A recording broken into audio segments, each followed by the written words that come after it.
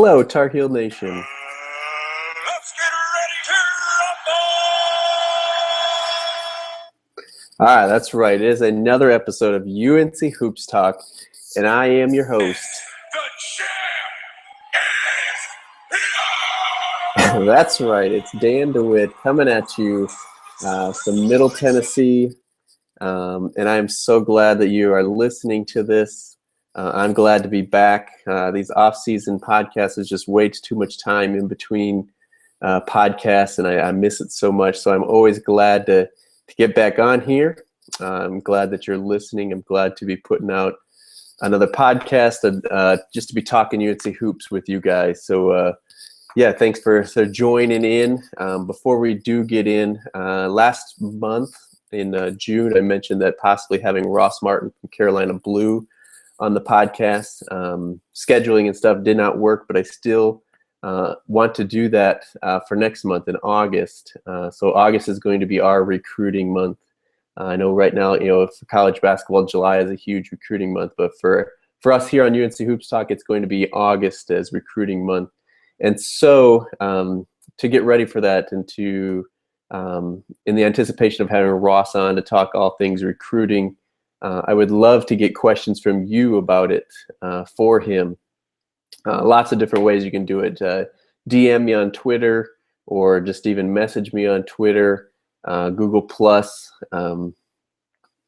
email unchoopstalk@gmail.com. Shoot me your questions that you'd like Ross to answer about recruiting, specific players, general, whatever it is. I'd love to get a bunch of questions in just to talk with him about next month. And all the links for places to contact me will be in the description of wherever you're listening or watching this at. So yeah, I'm pumped. I'm ready for that. I was looking forward to having him on here in July like we did last year, but just did not work between our schedules. So we're going to push that back to August, but just that much more to look forward to. So hope to hear from you guys a lot to get ready for that. Be really exciting. Possibly even do a live show instead of just recording. So if you want to make sure you, excuse me, if you want to make sure you don't miss that, again, get in touch with me. I'll make sure I send out a notification. Try to let you know once it's planned, kind of as far in advance as I can. But since you are listening to this, I try not to throw this out there too much, but if you could rate, review, subscribe wherever you're listening to this. If you aren't subscribed, please subscribe so you don't miss any in the future. But also leave a rating, in iTunes, Stitcher, wherever. Leave a review. It helps other Tar Heel fans be able to find it. Gives us a little more push in iTunes and in other places. So that more people can find us. And of course, share it with all of your Tar Heel friends and family. But I don't want to push myself too much. Well, there's enough of that junk out there on podcasts. Let's jump right in. Got quite a bit of news, which is pretty much the only reason I went on with the recording without Ross. But last month we talked about the release of the NOA, that North Carolina had received it. Now we have a official statement from North Carolina, or they kind of released what the NOA said. And if you missed all that, NOA is notice of allegations as far as the investigation goes and all that good stuff. Well, not really good stuff, but hopefully it's the beginning of an end at least. And so I just wanted to give my take a little bit on it. We haven't heard a ton back. And if you don't know how it all goes, we received that, I believe it was April 22, maybe even May, I think May 22. And we get 90 days to appeal anything that it said in there from the NCAA. And so I actually had someone from radio contact me to see if I could come on to talk about it. And again, scheduling wise, my schedule is pretty flexible, pretty crazy at the same time. So it didn't work out as far as when they were on air and stuff. But my 2 cents about this is North Carolina needs to take that full 90 days. So if you think we got it in May, that's June, July, August, get it towards the end of August, send in that appeal. Even if you don't think you can really appeal anything, just do it so that it takes them longer. By the time they review that appeal, decide what they're going to do, and all that junk, we're going to be into the basketball season, and the NCAA is not going to tell us that we're ineligible once the season started. If you remember, people have been comparing ours to Syracuse a lot last year. Well, Syracuse is totally different. Well, totally different even allegations between the two schools. But also Syracuse was a self-imposed ban. They were having a crappy season. They pretty much said, we're not going to do anything this year. Let's ban ourselves that maybe next year we're not banned. And it worked. Well, we're in obviously a different state. We are projected #1 in the country this year, preseason. So you're not going to ban yourself when you potentially have the best team in the country. And once we get into the season, if we get into November, December, January, and of course beyond that, they're not going to come out in January or February, which is I think when Syracuse came out and banned themselves. They didn't do it preseason and say, we're going to have a bad season, we're going to ban ourselves. They did it in conference play, said, hey, we're not having a good season. We're on the fringe of making the NCAA tournament. Let's ban ourselves. Not going to be the case. I don't think the NCAA is going to come out and, again, February say, oh, this, next month in March, North Carolina is ineligible. They have a postseason ban. It's just not going to happen. So they need to prolong this kind of to get past this season. Of course, we'll see what happens after that. I don't think it's going to be horrible for the basketball season. There's an article I just saw. I didn't read it, but I saw the heading that Roy told some top recruit that there's not going to be any violations or any, I don't know what the word I'm looking for right now is, any sanctions on the men's basketball team. Of course, in the NOA, Roy's name was only mentioned once, and that was to say that he was interviewed. But the women's basketball is where a lot of it was kind of focused on, which hadn't been a lot of rumblings about that before. So, as far as that goes, I don't know. Whoever knows what the NCAA is going to do. But I'm just saying for this year, I don't think there's any way that we get a postseason ban to take away our top, the top team in the country, and our run hopefully at a Final Four and national championship. So, again, that's my 2 cents. As far as North Carolina's response, they come back kind of in the midst of this, and they give Roy a raise, give him an extension. And so, all these people talking, fire Roy, and they need to take down banners, they need to ban themselves, and all this stuff. It's like, I feel like I'm taking crazy pills. I mean, really, that's like, people are nuts if you think that's going to happen. So yeah, we'll see. Roy gets an extension, a couple more years. Kind of, again, North Carolina hopefully making a statement and saying, hey, we're standing behind Roy. We're gonna kind of, I don't know, not necessarily say fight this, but ride this out and all that kind of stuff. So, we'll see what's happens there. Other things I want to hit on, a couple of really quick ones. We talked about, Tar Heel getting a NBA championship ring from the finals last month. And it worked out. The Warriors won. Not only did Harrison Barnes win his first ring, but also James Michael McAdoo gets a championship ring for being on the roster there. So that brings, I think it's 32 Tar Heels that have an NBA championship ring. I believe it's 32 different ones. I don't remember how many total rings they had, unless it's 32 total ones. So that's exciting. It's good. Barnes had some nice highlights in there. If you need to check them out, go follow me on Vine at All Tar Heel Dan on Vine as well. Again, the link will be in the description. But threw out a few of Barnes' highlights there. Gotten a couple from James Michael McAdoo and JP now in Summer League, which leads us right into the next quick hitter that I was going to mention is JP Tokoto getting drafted by the Philadelphia Sixers. Or 76ers. Let's see. There's the 28th pick in the second round. I think maybe number 58 overall out of 62 or something like that. So he was pretty close to going undrafted. But I don't know, Sixers I think aren't a bad team for him to be on. He'll at least get to showcase. He should get, at least a little playing time. They have, they're going to be horrible, so they might as well play somebody, see what he's got. And so hopefully he can showcase not only in the summer league, but also next couple of seasons. Hopefully make the team, at least second round. You're not guaranteed anything, but make the team, get some playing time, and then hopefully stick with somebody, if not even the 76ers. Unfortunately, he is now teammates with Okafor from Duke. As he dropped a few. I don't remember what pick he went, fourth now or third or something like that. 76ers doesn't seem like they have much of a plan as an organization, but we're not here to talk about the 76ers. JP gets drafted. I know I put up one vine last night, sweet alley-oop dunk he had in summer league. I know I've put one up of James Michael McAdoo getting an alley-oop dunk over two guys from Aaron Kraft, nonetheless, giving him the pass. But McAdoo's playing really well in the summer league. Exciting. I always want to see the Tar Heels doing well.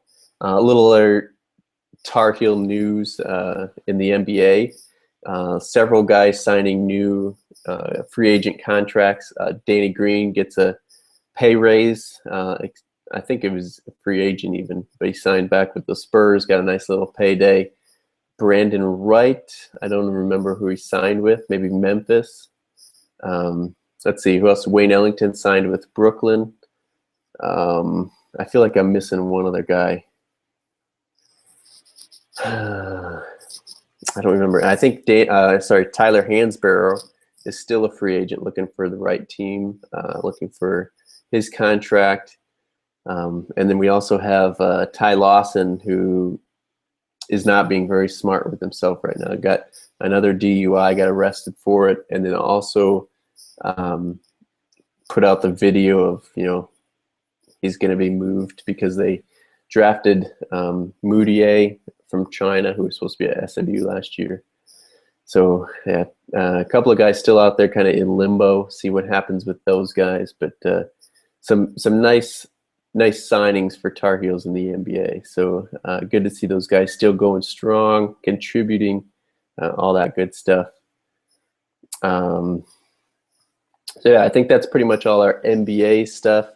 One other rumbling or rumor that came out, I first saw it from KSR, Kentucky Sports Radio, just by somebody that I follow had retweeted or whatever. But they were saying that it's in the works to get Harrison Barnes and John Wall to captain alumni teams for Kentucky and North Carolina, and that they would have an alumni game following Calipari's fantasy camp, which would be an awesome game to see. I'd love to see our alumni, and I think it's the guys in the pros now, but our pros against their pros. I, however, would rather see it, at a neutral court or, just kind of happen than kind of help Calipari, help his, help. That's going to bring some notoriety to his fantasy camp. People are going to want to go for that. That gives them exposure, gives him exposure. We don't need Kentucky and Calipari getting any more exposure, especially help from our guys. So I'd love to see it. Plus, you don't want to play at Rupp. You'd rather play, at the Smith Center or just somewhere else. But we'll see. It'd be interesting to see that.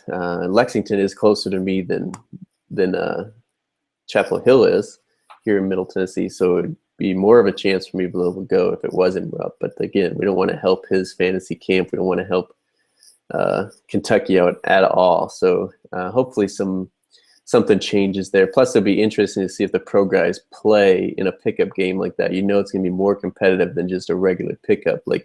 We know Carolina guys are playing pickup all summer long. There's even been highlights of that out. But it's not going to be as competitive as playing against Kentucky guys. I know they're pros and they're going to look out for their health first, which is good. You can't blame them. But you're going to be more competitive than just North Carolina guys playing North Carolina guys. So yeah, we'll see what happens. I'll keep you updated. Again, follow me social media wide. All that stuff will be, again, down below wherever you're listening here in the description. Otherwise, it's All Tar Heel Dan on Vine, on Instagram, on Twitter. Probably Twitter and Vine are the best 2 places to follow me. But Google Plus, it's just my name, Dan DeWitt. Yeah, Periscope. I got some good plans. I'm not very active on Periscope right now. And if you don't know what Periscope is, it's live streaming. But yeah, it's the off season. There's not much for me to do now, but I do have some big plans for that once the season comes. And I guess if you are sending feedback, hopefully you're sending your questions for Ross next month in the recruiting talk. But I've tried Meerkat and Periscope. They're pretty much the same thing with a few tweaks here and there. I like Periscope better, but obviously I want the communication to be with you guys, the fans. So I'm still trying to decide which one would be better between Meerkat and Periscope. So if you have any feedback there, shoot me a tweet, an email, whatever it is. Love to hear back from you. So yeah, that's the possibility or the rumor of a North Carolina-Kentucky pro alumni game. And then also North Carolina came out with the official roster for this coming season, and also the numbers for our freshmen and a couple of number changes, which I thought they were kind of interesting ones. So the freshman, Luke May, is going to wear 32. Rashad McCants, let's see, was it Dion? I don't know. Dion was 21. I think Alex Stevenson a little bit. He was here. I feel like I'm missing I think Ed Davis was 32 and he was here, right? And then Kenny Williams is going to take 24, which if you remember on one of our championships team, pretty nice player wore that number. 24, Marvin Williams, another Williams, of course, as well. So yeah, 24 for Kenny Williams, 32 for Luke May, and then the changes, Stillman White, who has had a different number every year he's been here. He started off as 11 as a freshman, and then of course he had his 2-year sabbatical as a Mormon, came back and wore 45 last year, and this year is going to wear 30. So I guess if you really want a Stillman White jersey, you better just kind of pick a number. Go for it. And then the last one is Isaiah Hicks, the junior, switching from 22 to 4. I have not heard any reason why these guys are switching, or even for the freshmen, if that matter, why they pick those numbers. But Isaiah, I would be interested to see why, as a junior, he's switching from 22 to 4. But if anybody knows or reads something on it, shoot me that link. I'd love to read it. And then along with the roster, they also came out with the non-conference schedule for North Carolina this season. It's not the entire season, not their entire schedule, just the non-conference one. So we'll get into the schedule more as the season gets closer, into October, September. One of those will be one of the big topics of that month, and go through the entire schedule and stuff. But just to hit on a few things, well, even before we get to the schedule, I guess it was also announced Late Night with Roy is October 23rd. It is a Friday. And they also came out with, if you bought tickets for the game on the 24th, which I think is against Virginia, you would get reserved seats for Late Night with Roy on the Friday before, which is the first time they've done that. So it's interesting. Still plenty of general admission tickets. If you have a tradition of going to late night or anything like that, you can still just go to that. But I think it's done today, maybe, as the recording of this, which is Thursday, the 16th of July. But yeah, it was possible to buy tickets to a football game, and you get reserved tickets to Late Night with Roy. But again, plenty of general admission seats will be available there. Not a ton change there, but that will be October 23rd. And then for the actual non-conference, we have one exhibition game against Guilford. Never heard of them, but it'll be Friday, November 6th. And then our first official game is Temple, an Alumni Hall in Annapolis. I believe it's like I don't know if it's on a base. I know that. I don't think it's on a ship though, like we had the last time. But that will be the following Friday, November 13th. Friday the 13th. That's scary to start the season on that. Plus, I believe that game is only going to be shown on like CBS Sports Network or something, which isn't carried by a ton of people. I know I don't have it. So interesting to see what kind of viewing we have for that game. Then we got a couple of smaller games, and we got, as we talked about last week, Marcus Page's homecoming game at Northern Iowa. And then we're going to play in the CBE Hall of Fame Classic in Kansas City right before Thanksgiving. It's us, Kansas State, Missouri, and Northwestern in that. Then we have Maryland in the Big Ten ACC Challenge, like we talked about last month, I mean.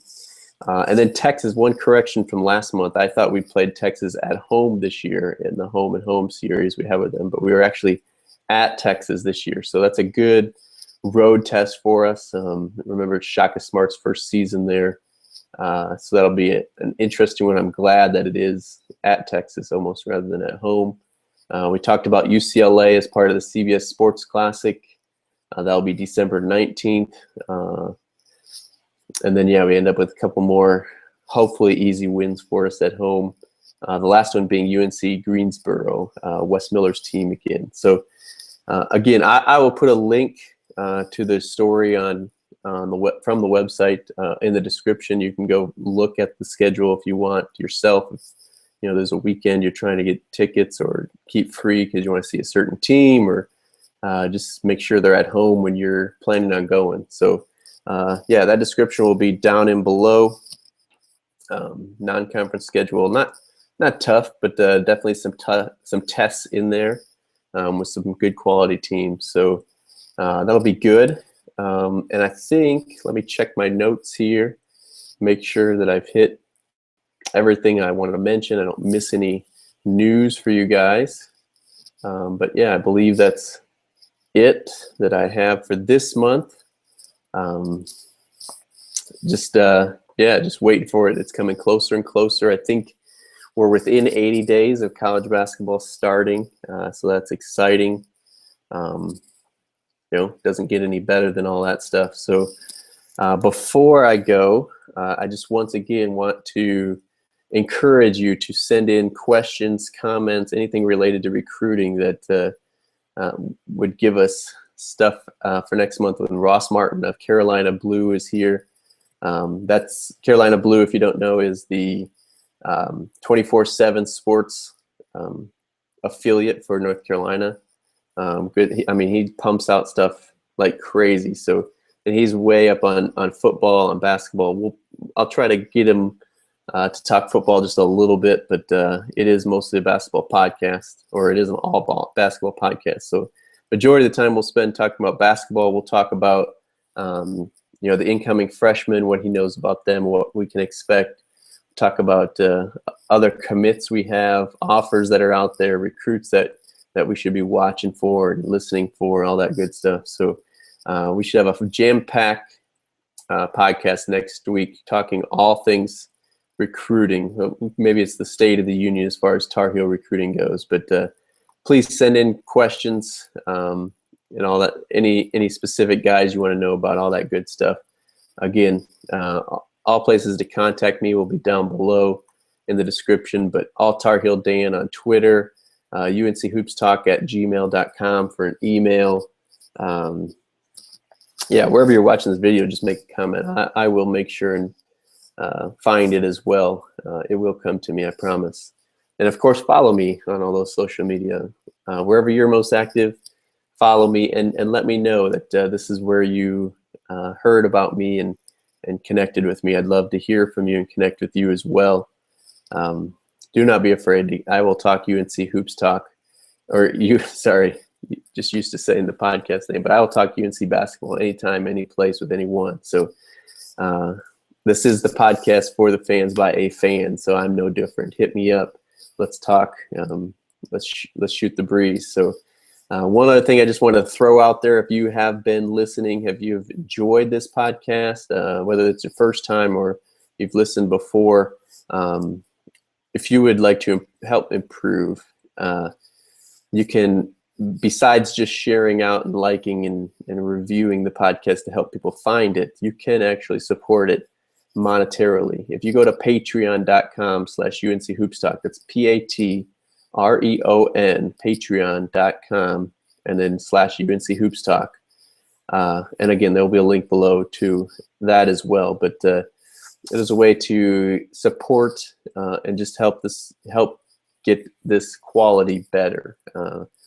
You guys, I mean, I have to give a shout out already to John B. He is the lone patron right now there, and he pretty much helps